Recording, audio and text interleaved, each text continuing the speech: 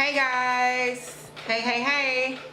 So I am back, not with my regular update for like weight loss. This update is more going to be things that I think is very important that people need to know, who are not just on Phentermine but who are dieting in general, okay? Because what I have learned while being on Phentermine is that, of course, we've already discussed, Phentermine is not a magic pill, okay? It's not a pill that you just take and you can eat whatever you want and you're just gonna lose weight. Now, for any reason you do just so happen to luck up and lose weight, even though you're eating crappy, you can best believe that when you come off of that pill, you're gonna gain all of it back and double. Because if you aren't changing your eating habits and if you're not changing, the things that you are eating, then what is the point of going on the pill in the first place? It's not just about getting the weight off, it's about keeping it off. So that is what we're going to talk about. I have like my trusty notes here, so if you see me looking down, I'm just going to be referring to a lot of scribble scrabble that I've written down that I wanted to share with you guys to make sure I don't forget anything.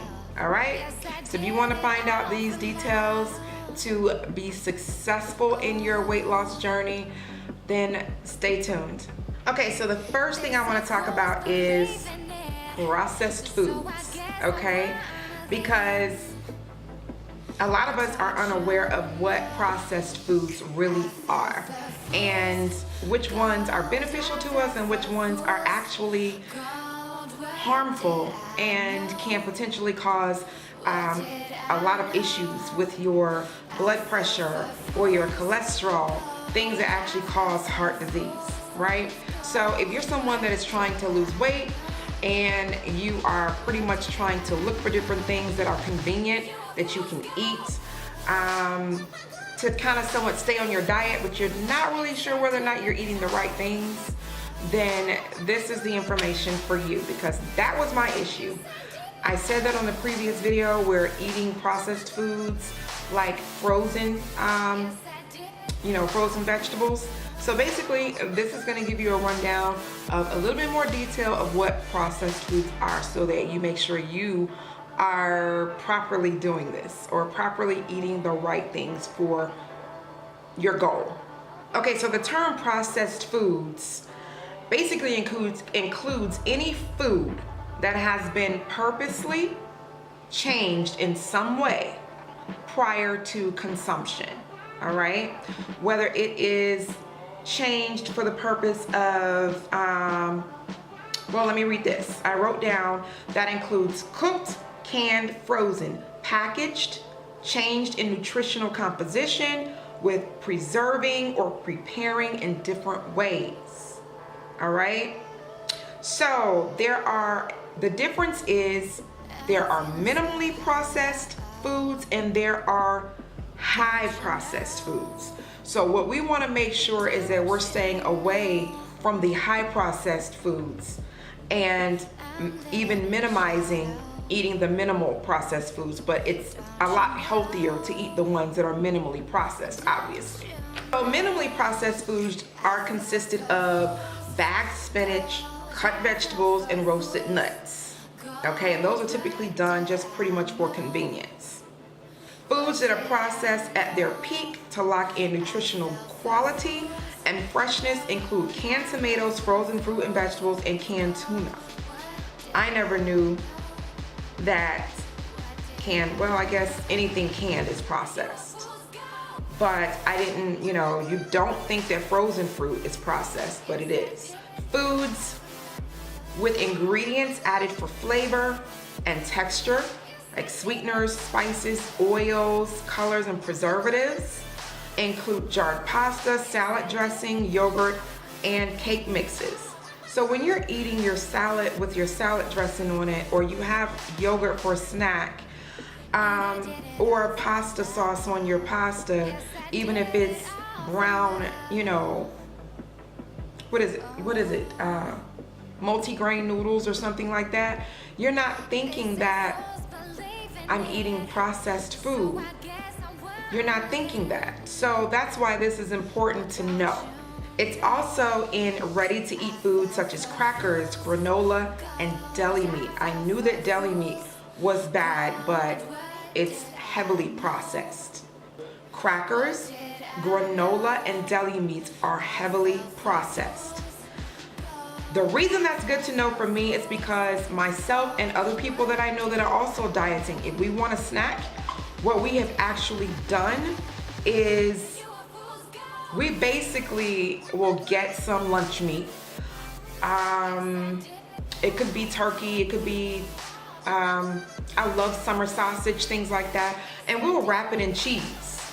I might wrap it in some, I love pepper jack cheese, and snack on it. And because we think that it doesn't have any sugar in it, and because we know that we're not eating any bread with it, we're like, oh, this is a good, healthy snack, perfect for my diet. It might be okay for your diet in reference to losing weight, but it's adding more stress in other areas of your body that would cause cholesterol problems or blood pressure problems. So that is the purpose of this video, is to get you guys to focus more on not creating other health concerns while trying to lose weight, understanding foods and how they work in your system and in your body.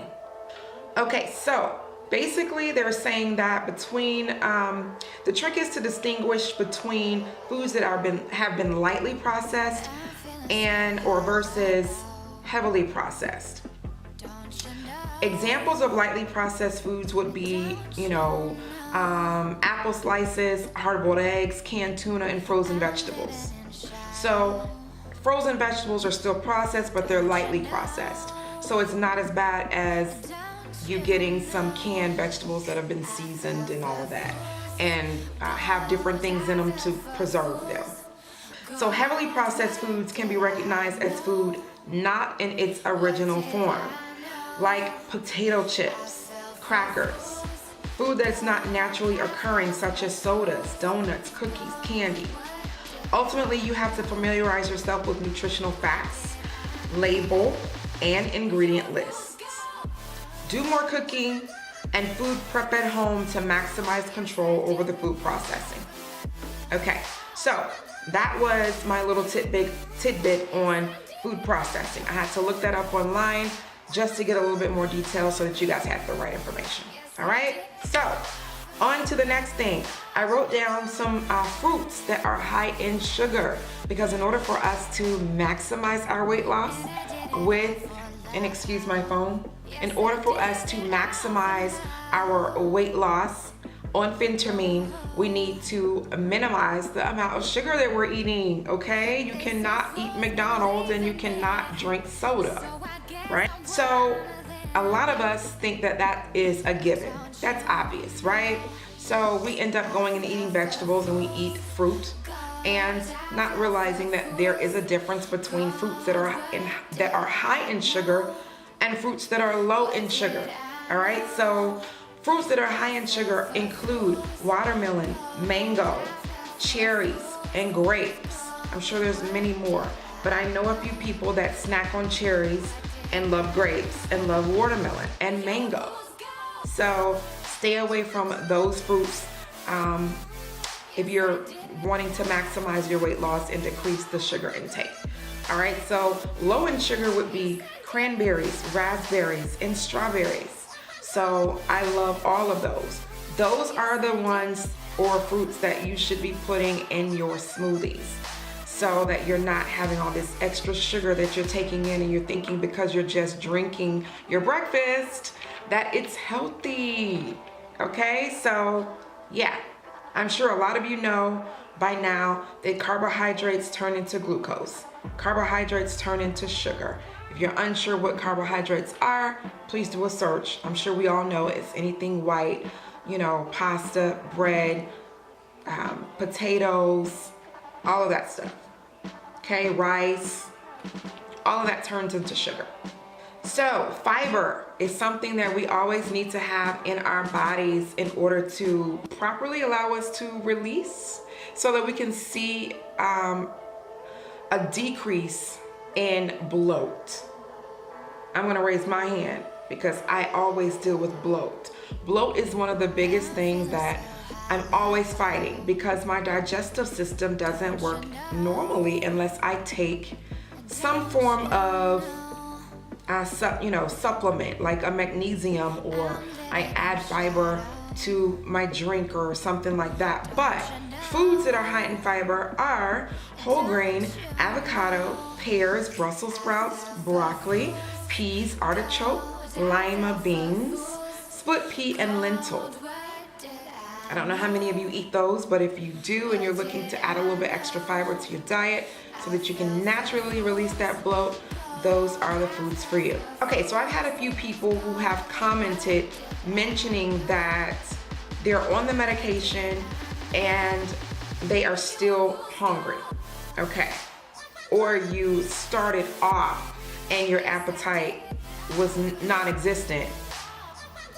Excuse me. Something's in my eye. Okay. Something was in my eye and it's still in my eye, but we're gonna keep it moving. Let's start this again. Okay, so I've had comments from people who have mentioned that they started out and they didn't have an appetite at all, and then all of a sudden the appetite came back and you're hungry again. So here are a few things that you can do in order to control your appetite along with the medication, or kind of help to boost it, so that you're not so dependent on the medication for that. These are things that help.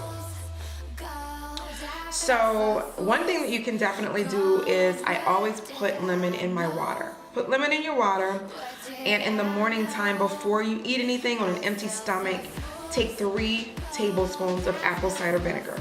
I hear so many people that act like apple cider vinegar is just so disgusting, and it's really not that bad. I take it by itself. Now, if you don't want to take it by itself, you can always add it to other things. You can add it to your tea. If you drink green tea, or if you drink whatever kind of tea, once you add it into your tea, you still will be able to taste that it's in your tea, but it's not gonna be as bitter because you'll have, honey or lemon or whatever in it, and it's more tolerable. Aside from that, you wanna try and take or consume omega-3 fatty acids and probiotics, which you can pick up from your local GNC or any health food store that have vitamins. All right, and you need to make sure that you're eating enough protein and healthy fats and fiber. And you could be not drinking enough water. If you're drinking at least 100 ounces of water a day, then you shouldn't be overly hungry all the time, because it basically helps to fill you up. You want to make sure that you manage your stress, because if you're not managing your stress, then you're going to be stress eating, and you're going to be eating when you're really not hungry. That's something you definitely don't want to do while you're on this diet. Another reason why is because sometimes this pill can somewhat,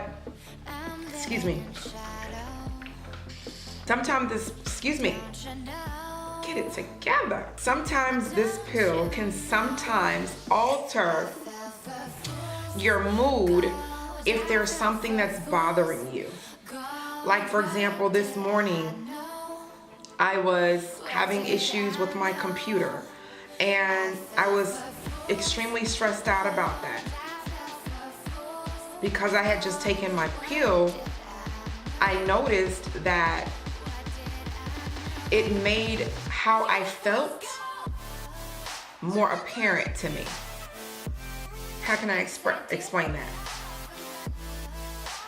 Basically, the same way that the pill works mentally to make you make better choices in your diet and making you mentally want to focus on doing the right things to lose the weight, it also can affect you mentally on other things that you're focused on.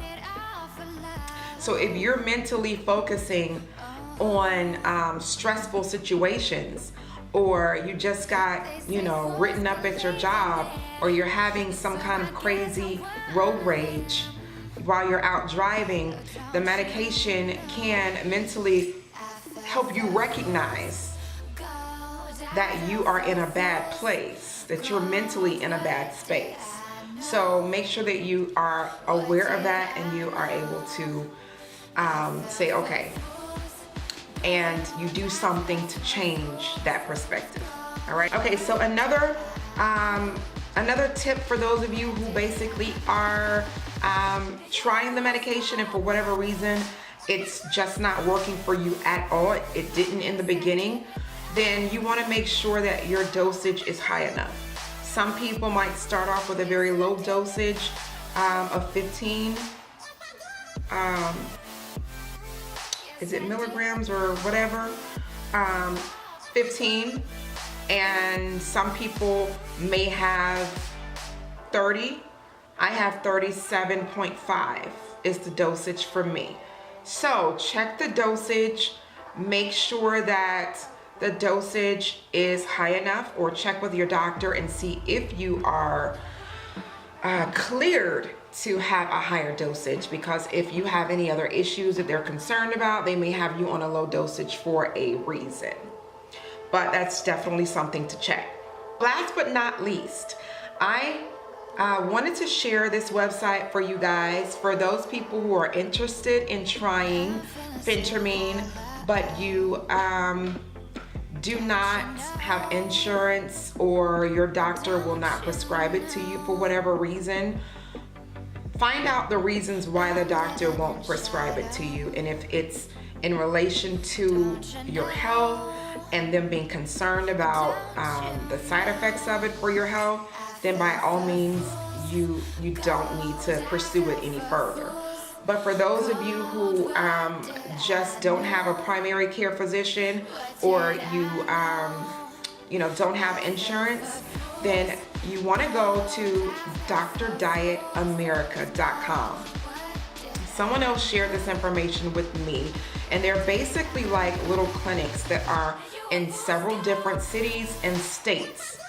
It may or may not be in your state or city, but if you look it up online, basically they are doctors, they are MDs, and you basically can go into them kind of like you do one of those like little quick clinics or urgent care places where you can go and just pay out of pocket. You will go to them and they basically will do a medical assessment to make sure that anything that needs to be checked prior to prescribing Phentermine for you will be checked, and then you will pay for the medication through them. The first visit, I think, is only like $19 for, I don't know if that's for the visit or for the prescription of the medication. And then the second visit, it's $60. So they give you a 30-day supply. So this is another alternative for those of you who have doctors that just say, you don't need to lose any weight. You're healthy, but you don't need to lose any weight. And you just want to, try it for 30 days and just, hey, knock off a few extra 10 pounds. Yeah, so I hope that helps. I'm already at 21 minutes. I'm gonna go ahead and end this video now. My next video, I will include any details of what I have learned from the dietitian based on the knowledge that I've already looked up for myself. And I'll be so glad to share it with you guys on my next update. And I will also do a side-by-side body comparison so that you guys can see the difference in my my body and my weight loss. All right, thank you guys so much for following me. You mean the world to me with all of your comments and all of your support, and being excited that I'm posting this information for you guys, because believe it or not, you are an inspiration for me as well. So thank you, thank you, thank you. And I will continue to post any updates or changes or anything that I'm dealing with or that I learned that I think will be beneficial to you guys while taking this medication. We are doing this together, guys. All right? Thank you again. Bye-bye.